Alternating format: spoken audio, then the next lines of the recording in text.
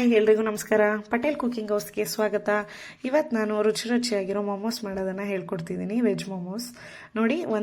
ಈ ಥರ ಬೌಲ್ ತೊಗೊಂಡು ಅದಕ್ಕೆ 1.5 ಬೌಲಷ್ಟು ಮೈದಾ ಹಿಟ್ಟು ತೊಗೊಳ್ಳಿ. ಆಮೇಲೆ ಅರ್ಧ ಬೌಲಷ್ಟು ಚಿರೋಟಿ ರವೆ ತಗೊಂಡು ಅದಕ್ಕೆ 1 ಟೇಬಲ್ ಸ್ಪೂನಷ್ಟು ನಾನಿಲ್ಲಿ ಉಪ್ಪು ಹಾಕಿದ್ದೀನಿ.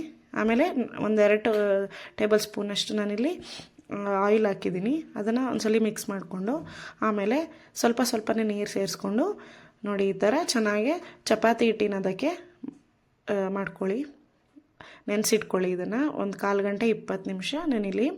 ಆ ಟೈಮಲ್ಲಿ ನಾನಿಲ್ಲಿ ಮೊಮೋಸ್ಗೆ ಚಟ್ನಿ ಮಾಡೋದನ್ನು ತೋರಿಸ್ತೀನಿ. 1/4 ಲೀಟ್ರಷ್ಟು ನೀರು ಹಾಕಿ ಒಂದು ಪಾತ್ರೆಗೆ ಅದಕ್ಕೆ 4 ಟೊಮೊಟೊ ಹಣ್ಣು ಹಾಕಿದ್ದೀನಿ. ಆಮೇಲೆ 1 ಟೇಬಲ್ ಸ್ಪೂನಷ್ಟು ಉಪ್ಪು ಸೇರಿಸ್ಬಿಟ್ಟು 1 ಮೀಡಿಯಮ್ ಸೈಜ್ ಇರೋ ಈರುಳ್ಳಿನ ಇದಕ್ಕೆ ಹಾಕಿ ಇದನ್ನು ಚೆನ್ನಾಗಿ ಬೇಯಿಸ್ಕೋಬೇಕು. ಟೊಮೊಟೊ ಎಲ್ಲ ಈ ಥರ ನೀಟಾಗಿ ಸಿಪ್ಪೆ ಬಿಟ್ಕೊಳ್ಳುತ್ತೆ, ಅವಾಗ ಅದು ಬೆಂದಿದೆ ಅಂತ. ಅದನ್ನು ನೀರೆಲ್ಲ ತೆಗೆದ್ಬಿಟ್ಟು ನೀಟಾಗಿ ಈ ಥರ ಕಟ್ ಮಾಡಿ ಸ್ವಲ್ಪ ಹೊತ್ತು ತಣ್ಣಗಾದ ನಂತರ ಒಂದು ಮಿಕ್ಸಿ ಜಾರ್ಗೆ ಹಾಕಿದ್ದೀನಿ. ಆಮೇಲೆ ಶುಂಠಿ ಹಾಕಿದ್ದೀನಿ. ಆಮೇಲೆ ಬೆಳ್ಳುಳ್ಳಿ ಸೇರಿಸ್ತಿದ್ದೀನಿ ನೋಡಿ. 1 ಟೇಬಲ್ ಸ್ಪೂನಷ್ಟು ಜೀರಿಗೆ ಸೇರಿಸ್ಕೊಂಡಿದ್ದೀನಿ. ನಂತರ 1 ಟೇಬಲ್ ಸ್ಪೂನಷ್ಟು ಉಪ್ಪು, ಆಮೇಲೆ 1/2 ಟೇಬಲ್ ಸ್ಪೂನಷ್ಟು ಸಕ್ಕರೆ, ನಂತರ ಅಚ್ಕಾರದ ಪುಡಿನ 2 ಟೇಬಲ್ ಸ್ಪೂನಷ್ಟು ನಾನಿಲ್ಲಿ ಸೇರಿಸ್ಕೊಂಡಿದ್ದೀನಿ ನೋಡಿ. ನಂತರ ಇದಕ್ಕೆ ಕರ್ಬೇವಿನ ಸೊಪ್ಪು ಹಾಕ್ತಾಯಿದ್ದೀನಿ. ನೀವು ಒಣಮೆಣಸಿನ್ಕಾಯಿ ಬೇಕಿದ್ದರೂ ಟೊಮೊಟೊ ಜೊತೆ ಬೇಯಿಸ್ಕೊಂಡು ಹಾಕ್ಕೋಬೋದು. ಆಮೇಲೆ ಇದನ್ನು ಈ ಥರ ರುಬ್ಬಬೇಕು ನೋಡಿ. ಚಟ್ನಿ ರೆಡಿ ಆಯಿತು ಮೊಮೋಸ್ಗೆ. ಆಮೇಲೆ ಮೊಮೋಸ್ಗೆ ಸ್ಟಫಿಂಗ್ ರೆಡಿ ಮಾಡ್ಕೊಳ್ಳೋಣ. ಇವಾಗ 4 ಟೇಬಲ್ ಸ್ಪೂನಷ್ಟು ನಾನಿಲ್ಲಿ ಆಯಿಲ್ ತೊಗೊಂಡಿದ್ದೀನಿ. ಆಮೇಲೆ ಅರ್ಧ ಟೇಬಲ್ ಸ್ಪೂನಷ್ಟು ಜೀರಿಗೆ, 1 ಟೇಬಲ್ ಸ್ಪೂನಷ್ಟು ಎಳ್ಳು ಹಾಕಿದ್ದೀನಿ. ಆಮೇಲೆ 1 ಮೀಡಿಯಮ್ ಸೈಜ್ ಇರೋ ಈರುಳ್ಳಿನ ಈ ಥರ ಚಿಕ್ಕದಾಗಿ ಕಟ್ ಮಾಡಿ ಹಾಕಿದ್ದೀನಿ. ನೆಕ್ಸ್ಟು 1 ಟೇಬಲ್ ಸ್ಪೂನಷ್ಟು ಬೆಳ್ಳುಳ್ಳಿನ ಚಿಕ್ಕದಾಗಿ ಕಟ್ ಮಾಡಿ ಹಾಕ್ಕೊಳ್ಳಿ. ಅದನ್ನು ಸ್ವಲ್ಪ ಚೆನ್ನಾಗಿ ಫ್ರೈ ಮಾಡಿ ಕಲರ್ ಬದಲಾಗೋವರೆಗೂ. ಆಮೇಲೆ ಕೋಸ್ ತೊಗೊಂಡಿದ್ದೀನಿ 1 ಬೌಲಷ್ಟು. ಆಮೇಲೆ 2 ಕ್ಯಾರೆಟು, ಆಮೇಲೆ 1 ಕ್ಯಾಪ್ಸಿಕಮ್ನ ಇದಕ್ಕೆ ಸೇರಿಸಿ ಇದು ಚೆನ್ನಾಗಿ ಹಸಿ ವಾಸನೆ ಹೋಗೋವರೆಗೂ ಚೆನ್ನಾಗಿ ಫ್ರೈ ಮಾಡ್ಕೊಳ್ಳಿ. ಆಮೇಲೆ ನಾನಿಲ್ಲಿ ಅರ್ಧ ಬೌಲಷ್ಟು ಕಾರ್ನ ಸೇರಿಸ್ಕೊಂಡಿದ್ದೀನಿ, ಸ್ವೀಟ್ ಕಾರ್ನು. ಅದನ್ನು ಚೆನ್ನಾಗಿ ನೀಟಾಗಿ ಈ ಥರ ಫ್ರೈ ಮಾಡಿ ಹಸಿ ವಾಸನೆ ಹೋಗೋವರೆಗೂ ನೋಡಿ. ತುಂಬ ಟೇಸ್ಟಿಯಾಗಿತ್ತು ಮೊಮೋಸು, ಚೆನ್ನಾಗಿರುತ್ತೆ, ಮಕ್ಳಿಗೆ ಮಾಡಿಕೊಡಿ. ಆಮೇಲೆ 1 ಟೇಬಲ್ ಸ್ಪೂನಷ್ಟು ನಾನಿಲ್ಲಿ ಉಪ್ಪನ್ನ ಆ್ಯಡ್ ಮಾಡಿದ್ದೀನಿ.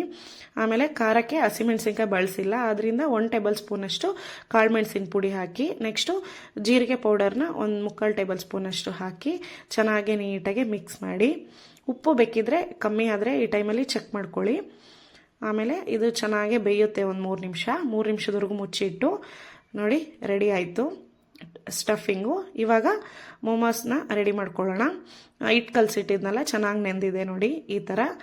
ಇದನ್ನು ಈ ಥರ ಬಿಲ್ಲೆ ಥರ ಮಾಡ್ಕೊಳ್ಳಿ. ಕರ್ಗೇಡು ಬೆಲ್ಲ ಮಾಡ್ತೀವಲ್ಲ ಆ ಥರ ಈ ಥರ ನೀಟಾಗಿ ಹಿಟ್ಟನ್ನ ಬಿಲ್ಲೆ ಥರ ಮಾಡಿಕೊಂಡು ನಂತರ ಇದನ್ನು ಚೆನ್ನಾಗಿ ನೀಟಾಗಿ ನಾವು ರೌಂಡ್ ಶೇಪಲ್ಲಿ ಲಟ್ಟಿಸ್ಕೋಬೇಕು. ಈ ಥರ ಲಟ್ಟಿಸ್ಕೋತಿದ್ದೀನಿ ನೋಡಿ ನಾನು. ಹಿಟ್ಟು ಹಚ್ಕೊಂಡು ಈ ಥರ ನೀಟಾಗಿ ರೌಂಡ್ ಶೇಪಲ್ಲಿ ಚೆನ್ನಾಗಿ ಈ ಥರ ಲಟ್ಟಿಸ್ಕೊಂಡು ಆಮೇಲೆ ಇದನ್ನು ಸೈಡಿಗೆ ಎತ್ತಿಟ್ಕೊಂಡು ನೆಕ್ಸ್ಟು ಒಂದೊಂದೇ ಈ ಥರ ಹಿಟ್ಟನ್ನ ತೊಗೊಂಡು ನೀವು ಇದಕ್ಕೆ ಸುತ್ತಲೂ ನೀರು ಹಚ್ಚಿ ಸ್ಟಫಿಂಗ್ ಅದರೊಳಗಡೆ ಇಟ್ಟು ನಾನು ಸ್ವಲ್ಪ ಚೀಸ್ ತೊಗೊಂಡಿದ್ದೀನಿ ನೋಡಿ. ಅದನ್ನು ಹಾಕಿ ನೋಡಿ ಈ ಥರ ಶೇಪ್ ಮಾಡ್ಕೋಬೇಕು. ಒಬ್ಬೊಬ್ಬರು ಒಂದೊಂದು ಥರ ಶೇಪ್ ಮಾಡ್ತಾರೆ. ನಾನಿಲ್ಲಿ 2 ಶೇಪಲ್ಲಿ ತೋರಿಸ್ಕೊಟ್ಟಿದ್ದೀನಿ ನೋಡಿ. ಈ ಥರ ನೀಟಾಗಿ ಮೋದಕ ಟೈಪ್ ಬಂತಿದ್ದು ಇದು ನೋಡಿ. ಈ ಥರ ಇದು ಈಸಿಯಾಗಿ ಮಾಡ್ಕೋಬೋದು, ಕಷ್ಟ ಆಗಲ್ಲ ನೋಡಿ. ಈ ಥರ ಮಾಡ್ಕೊಂಡಿದ್ದೀನಿ ನಾನು. ಮಕ್ಕಳಿಗೆ ಹೊಸ ಶೇಪಲ್ಲಿ ಮಾಡಿಕೊಟ್ರೆ ಅಟ್ರಾಕ್ಟಿವ್ ಆಗಿರುತ್ತೆ, ಇಷ್ಟಪಟ್ಟು ತಿಂತಾರೆ ಮಕ್ಕಳೆಲ್ಲ, ದೊಡ್ಡವ್ರಿಗೂ ಇಷ್ಟ ಆಗುತ್ತೆ.